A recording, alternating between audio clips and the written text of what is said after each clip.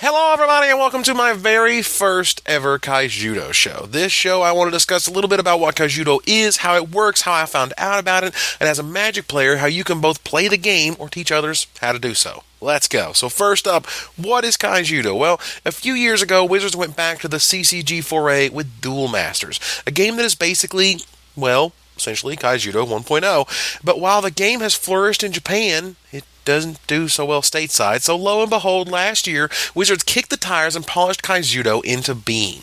Complete with its own animated TV show, it's obvious that with this product, Wizards is aiming a bit lower in age range with its market. And honestly, that's fine. Not everyone needs the complexity of Magic to have fun with a card game.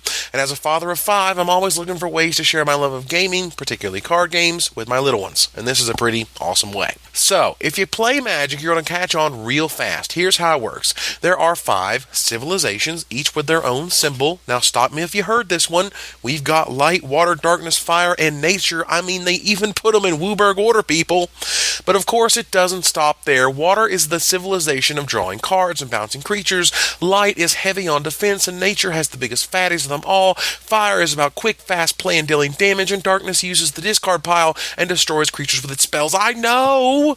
It really is Magic Light to many, and for those with little brothers or sisters or kids like myself, you're going to quickly get to swinging in the red zone and digging deeper into Kaijudo strategy. Now here's how the game works. You start off by putting the top 5 cards of your deck in front of you. Now this is, essentially, your life total. These are your shields. No matter how big or small the attacker is, if they get through, then you are breaking a shield. If they get through to break a shield and you have none, well then you lose. What I like most about this setup is that when a shield is broken, it is returned to your hand, not your graveyard. And this push-pull of drawing cards while losing shields is a wonderful dynamic. To begin the game, both players put their shields into play and draw 5 cards. You may play any of these cards face up in your mana zone. Now, much like other card games, whatever color the card is you put in your mana zone, when you tap it, that's the mana it produces.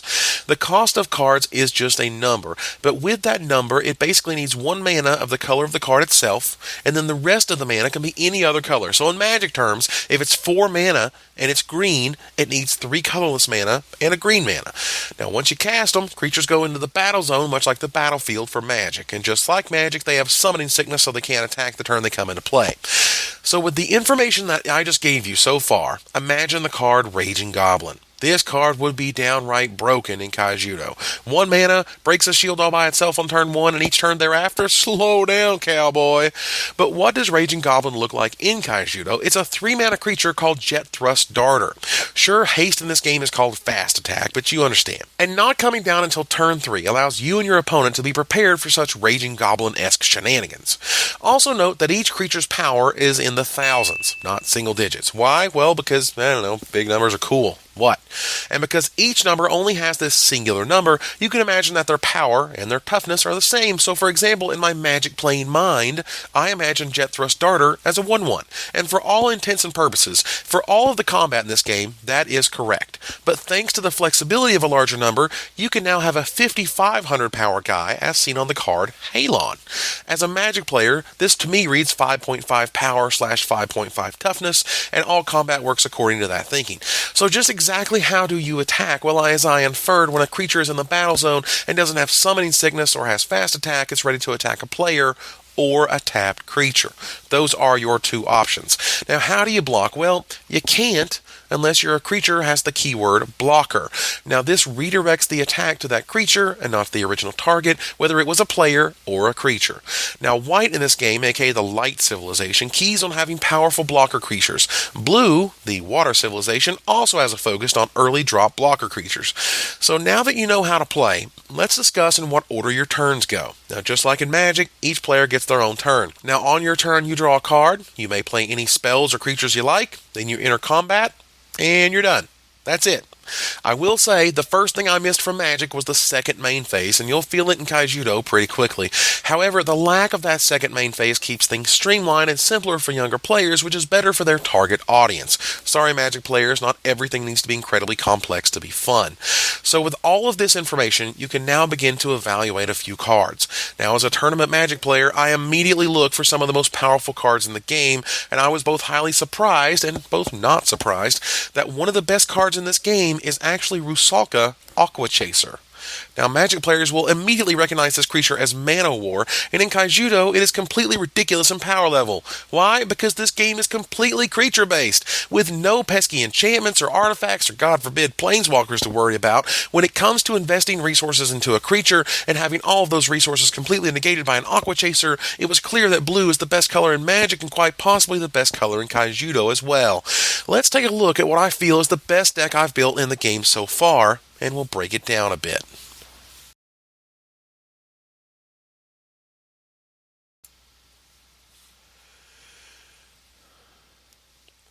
Now, this is a 40-card deck, the minimum for a constructed deck, and usually features the maximum of each individual card I can include, which is 3. Now, this deck is 100% tempo, and if you don't understand tempo, then a creature like Rusalka Aqua Chaser will gladly show you. Or perhaps the best spell in the deck, Ice Blade, which features the mechanics Shield Blast. If your opponent breaks a shield and that card is revealed to have the Shield Blast mechanic, then you get it for free, which is awesome. So, tempo. Imagine this. Your opponent plays some insane monster, and you play Rusalka Aqua Chaser. Congratulations, Mr. Opponent. You just skipped your turn. This getting ahead feel, where you negate what they just did and you have an advantage thereafter, is gaining the tempo and controlling the flow of the match. For example, compare Rusalka to another powerful Shield Blast card, Veil Vortex. Now, this spell does the exact same thing as Rusalka for the exact same cost, except she leaves behind a 1/1.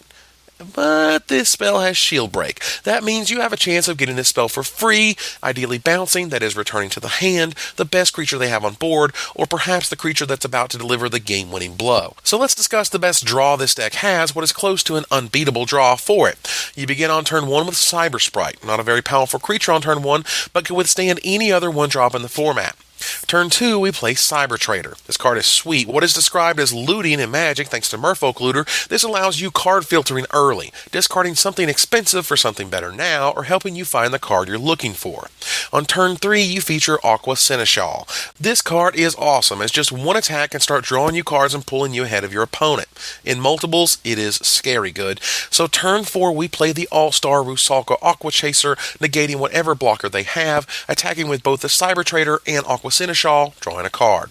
Turn 5, we have the powerful Teleport, another tempo all-star that negates their best creature and draws you a card. Attacking with the Trader, Seneschal, and Rusalka has them almost dead. Now on turn 6, we are probably at the point where we Ice Blade a creature of theirs and slam down Finbar, Council of Logos, our lord in the deck. Now these creature lords, as they're known, pump others of the same type, cards very well known and popular in Magic. With Finbar, your Cyber Sprite is a far better blocker. Cyber Trader and Aqua Seneschal are legitimately huge, and you'll notice that Wizards has the good sense of making Rusalka a Trench Hunter and not a Cyberlord, which was smart.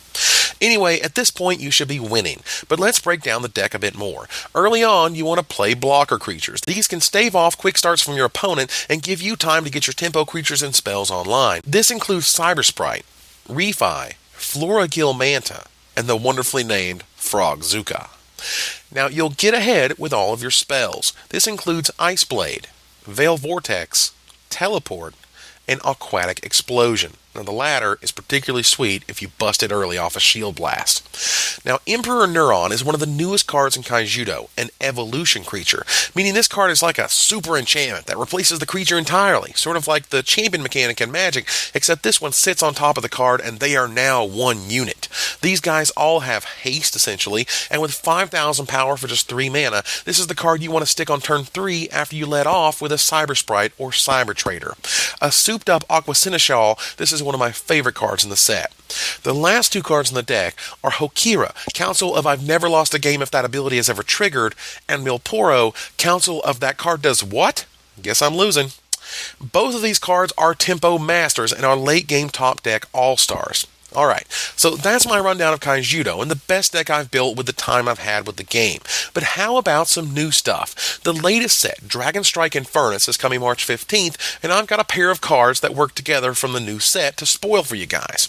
The first is a wee bird, a bird that enables you to do some pretty sweet things later on, and this bird's name is Nyx. Now, old Nixie here, she's an adorable little bird, a fire bird that looks kind of blue to me, but her bonus not only makes your dragons cheaper, each one draws you a card card. Now, this puts you further ahead of your opponent, and there ain't nothing more I love than drawing cards. And remember, this ability stacks, so have a few nicks out, play a 4-mana dragon for just 2, draw 2 cards, and feel like $1,000,000.